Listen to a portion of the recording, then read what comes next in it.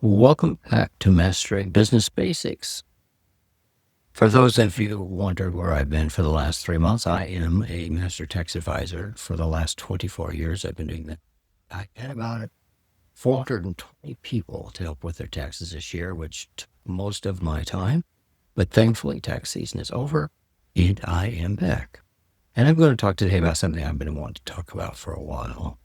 And I think is a very important subject because the statistics show that 70% of the people in this country are looking for a way to make extra money. And most of them are losing money instead. And that's a shame. Let's get started.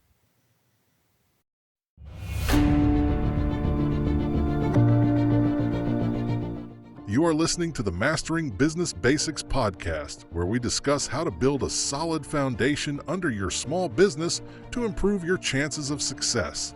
And now, here is your host, Roger Pearson.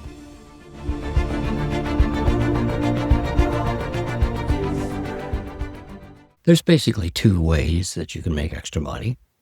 You can just work and earn money, and then go back and work and earn money. And the other is to create residual income that continues to pay you money long after you've quit the work. And of course, that is the ideal thing if you can do that. I mean, when people create retirement incomes, that's what they want to do. They want to create a retirement income that is going to continue to pay them after they quit work. And there's no reason you can't do that while you're still working. Now, the most common examples, I suppose, of just extra work nowadays is you see a lot of people doing Uber or delivery service type jobs. And I've gotten a lot of those at the tax desk. And it's very, very hard to make any substantial income there because your expenses are so high by the time you pay for gas and everything else. And it takes so much of your time for so little reward. And most people don't do it for more than a few months because it looks good on paper. But in actuality, when you start doing it and you start paying out the gas and the maintenance and everything else on your car, you're really not making a whole lot on top of that. Of the profits you do make, you're paying 25% in payroll and income taxes, plus some state taxes. Of course, another way is if you're a crafty person, you could create things and sell them up on Etsy. Now, there's a lot of people that make good money on Etsy. But again, it's continuous work. And you stop the work, you stop making the pillows, and you stop selling, and the income stops. Of course, the other way to make income is residual income. And that's what everybody would love to do. And there's different ways to do that. I think one of the most common things that people probably would recognize is the insurance salesman. He sells a policy, and every time you renew that policy, he gets a commission. It takes a lot of people and a lot of renewals to get steady income, but I've had a lot of clients that have, over the years, created that type of income. And as long as those people keep paying their premiums every year, they keep getting residual income. And that'd be ideal, but it's hard to get a huge residual income that way. Another way is probably, and it came about in the 70s and 80s, and I got hooked into it just as much as anybody else, is multi-level marketing. I mean, that's what they promised, is that you build an organization and you just keep getting residual income from that organization long after you've put in the initial work. And while the concept is sound as far as that, the structure of multi-level marketing was not. I mean, it was not designed to make the person doing all the work a lot of money. It was designed to make the person that created the multi-level marketing organization a lot of money.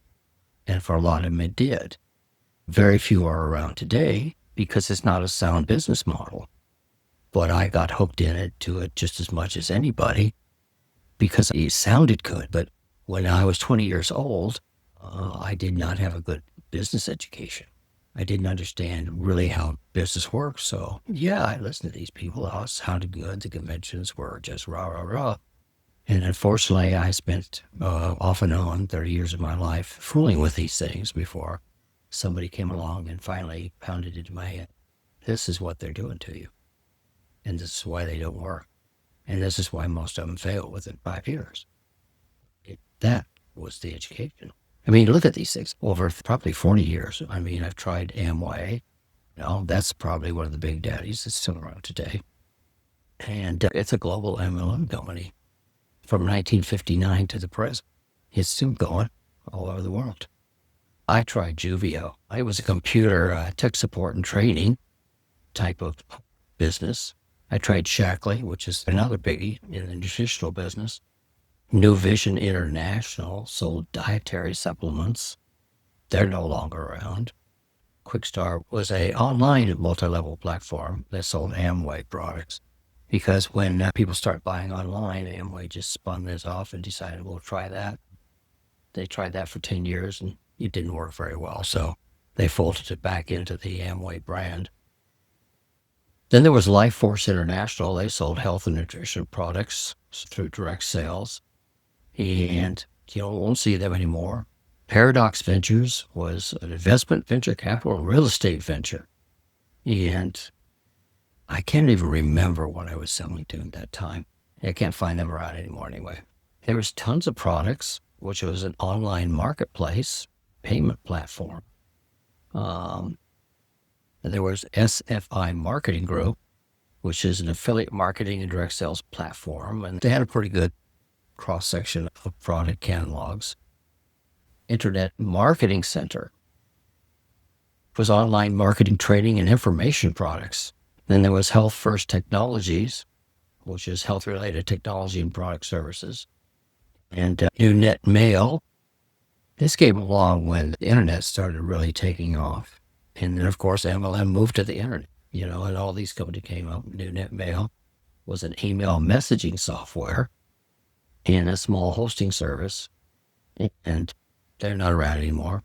Then there was Zuma. Zuma was health and wellness products, supplements, beverages.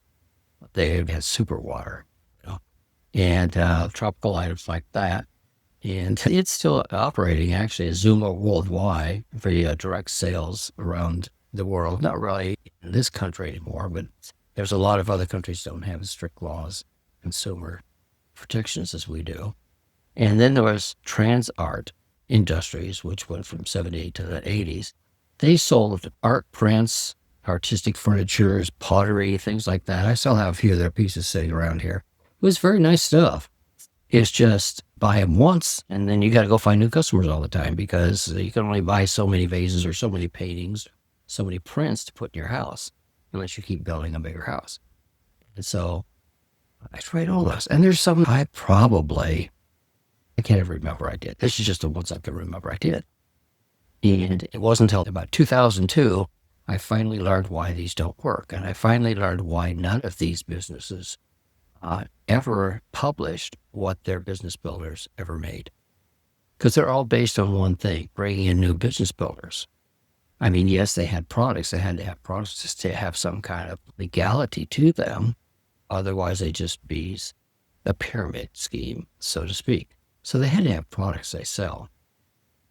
But the way it's structured was not to create residual income. It wasn't. It was to make the people that owned the companies a lot of money. And they did. And when they didn't work anymore, they walked away from them. And that's a shame. So I wanted to talk about some of this today because these things are still around today. They're just in different formats. And the internet hides a lot of what's going on. But one thing I want to tell you, if they can't publish what their business builders are making, you want to walk the other way because they're hiding something. And they usually are. So let me just show you some of this stuff. In a typical multi-level marketing organization, they require or encourage business builders to invest in substantial amounts of inventory each month to qualify for bonuses. And I found that out because when I started out, I was, 20? That's 1970. And you had to inventory everything. We didn't have the internet back then. So you had to keep inventory, and then go out to your customers and deliver your products to your customers and so forth. And, it's like a regular business almost. But the thing about it is that, say you wanted to make 4% commission instead of 2% commission, well, you had to move so much product through your organization. And if you couldn't sell enough to get up to the next level, so you could get more percentage of your bonus, you basically had to buy the product yourself and put it in your garage. And that's the way multi-level marketing worked. They encourage you to stockpile a lot of stuff. There were some of them out there. I mean, you had to buy an entire garage full of stuff to get started. And if you couldn't move it, you were out the money. And that happened to hundreds and hundreds of people also. And that's a shame. So anything that requires you to buy stuff yourself to advance in the business, you probably want to walk away from, you know. But there are some good businesses out there. A good business is not going to require you to make investments in it unless you're in the franchising business. That's another subject for another day. And this is where customers purchase only what they will use up on a monthly basis. And customers purchase directly from the factory, so there's no need to purchase inventory, and therefore there's no risk of financial loss. You want a business where you can't lose money. An MLM, you're going to lose money because of the way they're structured. Multi-level marketing often sells products that nobody really uses. This is the other thing. Like cases of magical fruit juice, magnets, green algae, things like that. I remember there was another company I was selling honey products. Can't remember the name of it. But you can only use so much of that too. But there's a lot of just crazy products. But they sounded so good when the propaganda was put out about them. What you want to do is find a company that markets products that are already being used in households on a daily basis. But they have to be higher quality, more effective, and safer to use than the grocery stores or the drugstore brands. You're going to sell the type of products that people are already buying in the grocery stores and Walmart and Target and so forth. But the products you have need to be higher quality than they could just get at the corner store and buy. Or why are they going to waste their time with yours? So that means they actually have to also be cost effective. The thing about the MLM products is they're overpriced. They have to be overpriced to pay the commissions and things that they were promising to people. Well, they're overpriced, they're harder to sell.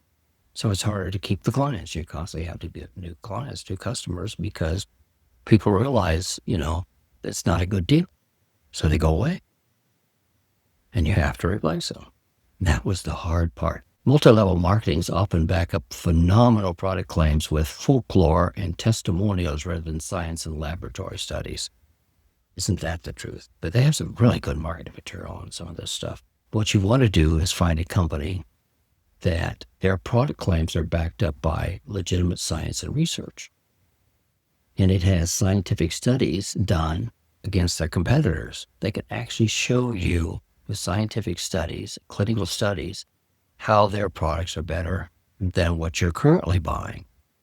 This is what you want to look for, and that's hard to find. Multi-level marketing often require their distributors to resell products to their customers. Well, wouldn't it be better to find a company that doesn't require any of its products to be resold to anyone else? In fact, probably want to find one that has a policy that prohibits reselling. You just introduce people to the products and they buy directly from the company. And the company pays you a commission for it. That's residual sales. That's residual income. It's the easy way to do it. So you don't have to keep inventory in your garage, and you don't have to make deliveries. You don't have to be a store yourself. Multi-level marketings usually charge several times what the product's actually worth, such as $40 for a product you would normally pay less than $5 for at the store.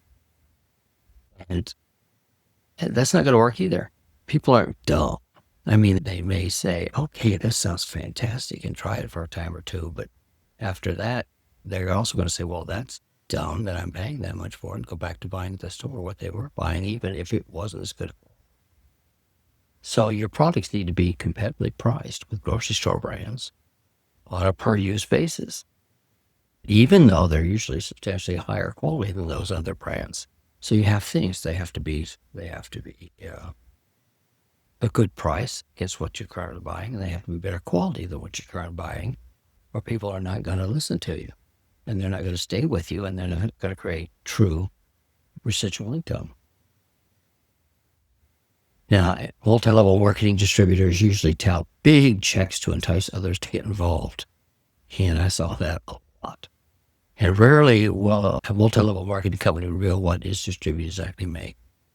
And most multi-level marketing companies will also never reveal their actual sales. They won't give you statistics. They won't tell you what they're actually doing and what the stats are, because anybody with any business brains would look at it and say, this is not a good deal. I don't want to be involved with this. So it's all hype. But a good company will publish how much all of their marketing members make, and complete with highs, the lows, and the averages of each status, so that you can take a look at it and prove to yourself, well, this thing actually works. These people actually make money.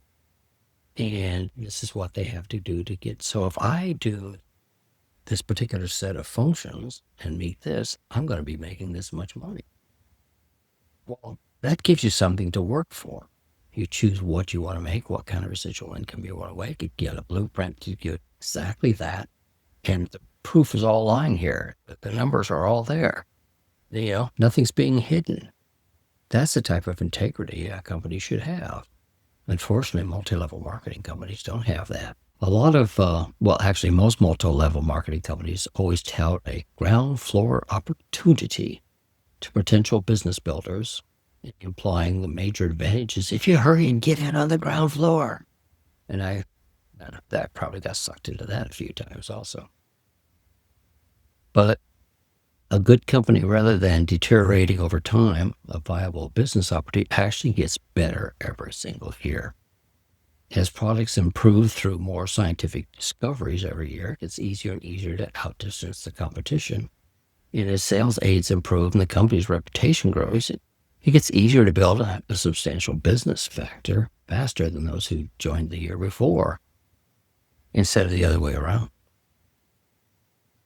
Multi-level marketing often operate a volume line that a distributor can use to call the company before midnight on the last day of the month to determine how close the distributor is reaching a particular volume qualification. And the distributor that can then purchase the difference to qualify for specific bonuses or discounts, which incentivizes the distributor to make an even greater investment in inventory. Been there and done that. Stupid me. But a good company has no volume lines.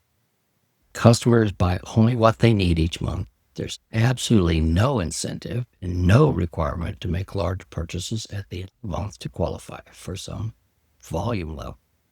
Remember that a good company, good direct sales company that you can represent, doesn't require you to make investments. They require your time, they require your work, but they don't require your money. Now, the thing about MLMs also, the attrition rate of customers and distributors is extremely high in most multi-level companies. And so when you're looking at a good company, what you want to do is look at the retention rate also. In some companies, 96% of customers who ordered 1 month will order again the next month, because the quality and the price of the products are just so good. These companies are far and few between, but they are out there. Now, many multi-level marketing suggests that distributors quit their full-time jobs and work full-time in their multi-level business. And they also suggest that people fake it till they make it by appearing to be wealthy by driving fancy cars, purchasing expensive homes, buying motorhomes, boats, and motorcycles, and by wearing fur coats, diamonds, rings, and expensive jewelry. Well, this activity has really driven thousands of multi-level distributors into bankruptcy and destroyed lives and even broken homes, all while giving a distorted impression of the company's actual success. You need to be honest when you're working with other people. If there's a particular product I don't like in a business that I'm doing, I'll tell people that. Even though they may like it, there's a lot of people that do like it. I just wasn't crazy about it. People ask me directly, I'll tell them that. Honesty is always the best policy when doing business with anybody. So a good company is going to advocate that marketers keep their full-time job, become the best employee they can be for their current employer, and use their additional income, add to their full-time income. And then only when you're making several times your current salary should you ever consider leaving. A good company should advocate that people stay out of debt, pay off their homes, cars, and live within their means. And that's such a good feeling when you do that. I mean, I paid off my house last year, and what a good feeling. So I don't have any car payments, I don't have house payments anymore. It is a remarkable feeling. It took me a lot of work to get there. And I had to work a lot of extra part-time jobs to pay extra on things, but I did it, and I got there, and it really feels wonderful. Most MLMs do not have product return policies unless the distributor cancels their distributorship. Only then will a typical multi-level marketing company honor the Direct Selling Association's Code of Ethics, which requires such companies to purchase back 90% of a distributor's resellable products. Didn't know they had that out there, did you? Well, a good company gives an absolute no questions asked 100% customer satisfaction guarantee. They'll give you your money back even if you have used up all of the product and decided you didn't like it after you used it. Grocery stores or drugstores don't offer such a guarantee. Most MLM companies don't offer such a guarantee either. So I've spent a great part of my life learning all of these things the hard way. Now there's only one company I have found that actually has not one negative to it. Absolutely not one negative to it. And I love talking to people about it. I'm not going to tell you what it is now. If you want to know, you can get hold of me and ask me. I will let you know. But the remarkable thing about this company is, and any company should look at, is the more money the company makes, the more they give back to the people building the company. They don't pad their own pockets with it. And that's even rarer to find. So, I know, I'm probably rambling here, but I just wanted to go through some of the adventures I've had with multi-level marketing or network marketing, whatever you want to call it, starting back in 1970, well, up till about 2002, I think it was. And wasted so much time, so much effort, and so much money in trying to create this kind of residual income until I finally found a company that does it the right way. And I was very skeptical at first because, I got burnt so many times because I didn't understand why I was being burnt, I didn't understand. And it took me a long time to learn because I listened to the propaganda and I wanted it so bad. And I didn't realize I was being set up for failure from the very beginning. So people could make some money. And they didn't really care about the rest of us as long as they made the money. And unfortunately, a lot of businesses are that way in this country. And to find the good ones takes a lot of research. But you have to know what's bad before you can find the good. And I'm sorry it took me so many decades to learn that. Anyway, that's what I am to talk about today. We're going to be talking about some things in the future also. We're going to talk about franchising. If you really want to go out on a leg and like to invest a lot of money or borrow a lot of money to invest, either case may be. We're going to have some guests coming up, which I think you're going to find very, very interesting. Anyway, I did. And I will try to keep to a weekly schedule from now on. If too many other things don't come in my way. But the tax season is over, so I should be free for at least the rest of this year to do some interesting things. So I thank you for coming along. And if you have any questions, of course, you go out to my website, seagulltechnologies.com. It has links to everything there. It has contact forms. If you just want to shoot me an email and ask me any questions, I would be glad to get back to you. So until next time, goodbye.